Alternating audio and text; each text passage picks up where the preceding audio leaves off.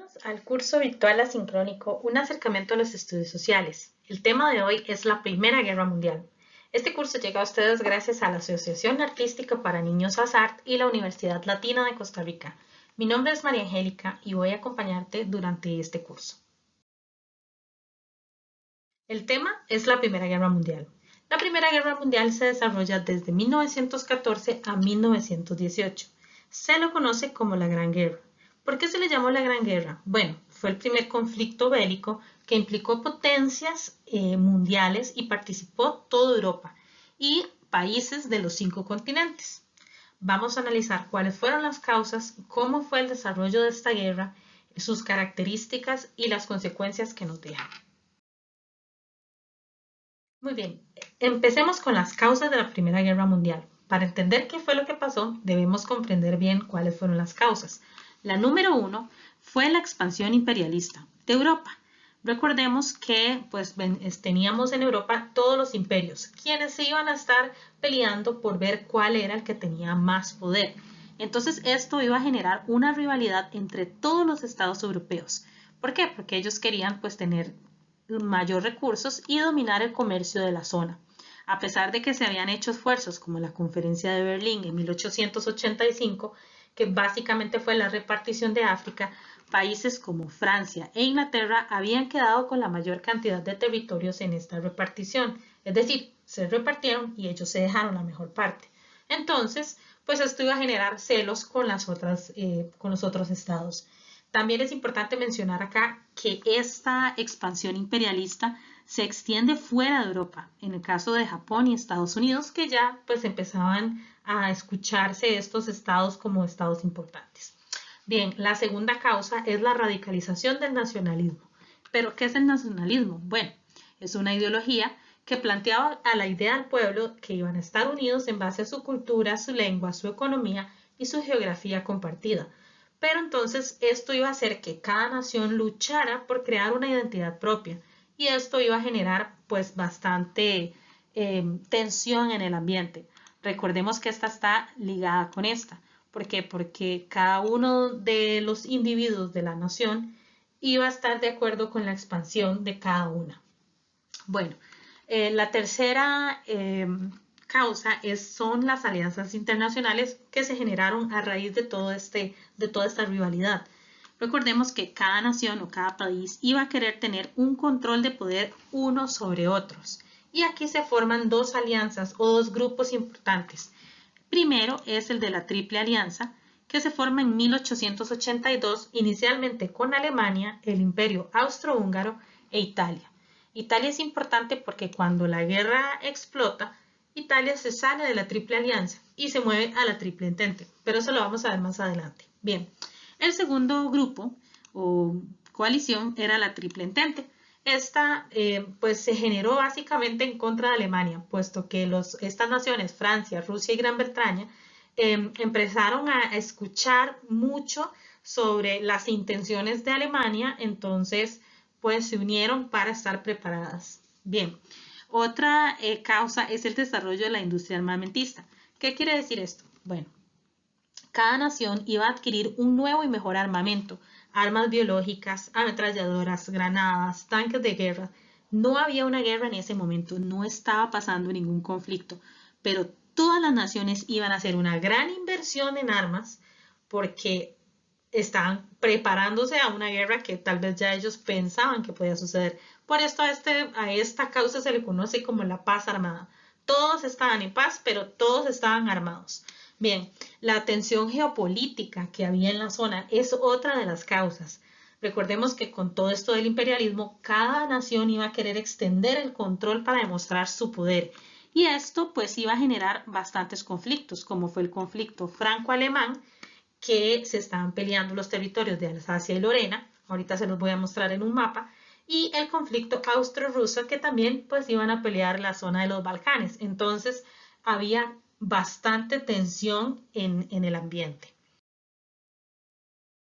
Bien, y como les comentaba, esta era la distribución de África que se dio en la Conferencia de Berlín en 1885. Es decir, que para 1913 África estaba distribuida de la siguiente manera. Todo lo que es en este color era Francia, todo lo azul, y todo lo que está en morado es Inglaterra. Como vemos, pues eran los que tenían mayor posicionamiento en África, y esto iba a generar pues celos, ¿verdad?, de parte de las otras naciones, ¿verdad?, que no iban a tener pues igual posicionamiento en África. Entonces, esta desigualdad o esta mala distribución iba a ser importante, un causal de la Primera Guerra. Y esta pues era Europa en 1914, vísperas de la Primera Guerra Mundial. Como les mencionaba, Alemania y Francia iban a tener un conflicto por la zona de Alsacia y Lorena, que está por acá, y también el conflicto austro-ruso, que se estaban peleando pues la zona de los Balcanes, que es esta que tenemos por aquí. Bien, vimos todas las causas, pero hubo una que fue el detonante, es decir, lo que explotó o la gota que derramó el vaso, como decimos nosotros, que fue el asesinato del archiduque Francisco Fernando de Austria. Esto se dio en manos de un grupo terrorista serbio llamado Mano Negra el 28 de junio de 1914 en Sarajevo. Entonces acá el emperador austrohúngaro Francisco José I le declara la guerra a Serbia el 28 de julio de 1914, un mes después del asesinato de este archiduque. Entonces acá pues viene la alianza franco-rusa y Gran Bretaña a darle el apoyo a Serbia, y por otro lado Alemania pues apoya al Imperio Austrohúngaro. Bien, acá tenemos una cronología luego de este detonante que les mencionaba del 28 de junio de 1914 con el asesinato de este archiduque. Luego, un mes después, el 28 de julio, el Imperio Austrohúngaro le declara la guerra a Serbia.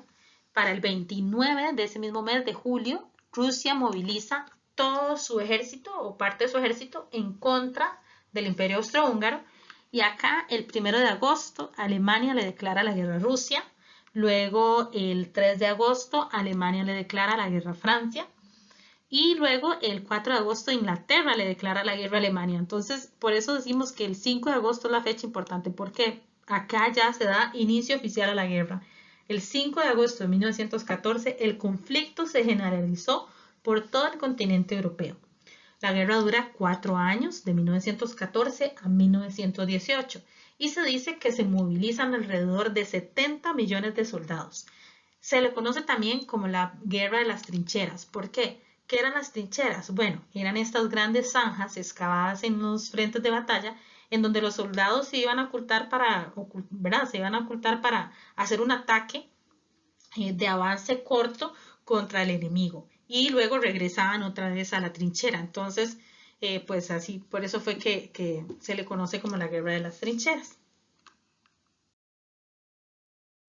Bien, ahora algunas características de cómo fue el avance de esta guerra. Bueno, como lo habíamos mencionado antes, todos los estados estaban adquiriendo nuevas armas y tecnologías.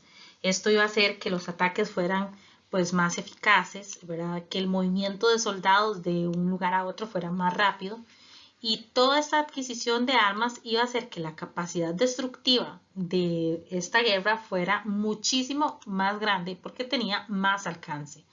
Acá vemos, bueno, los tanques, ¿verdad? Los submarinos de la Primera Guerra Mundial, igual los aviones.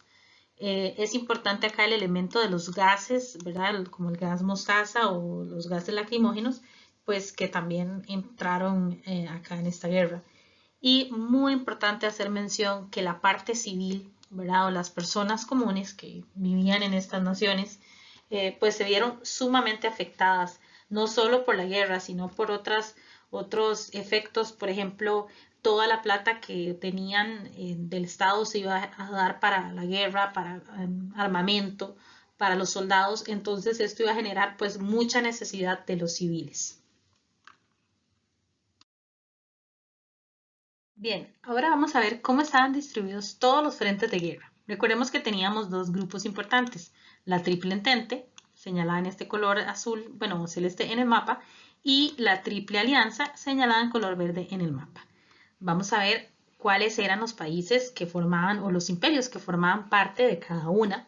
Empezamos con la Triple Entente, que estaba formada por el Imperio Ruso, el Imperio Británico, Francia, Italia Y recordemos aquí que es importante Italia porque al inicio era parte de la Triple Alianza, pero en 1915 Italia pasa a formar parte de la Triple Entente.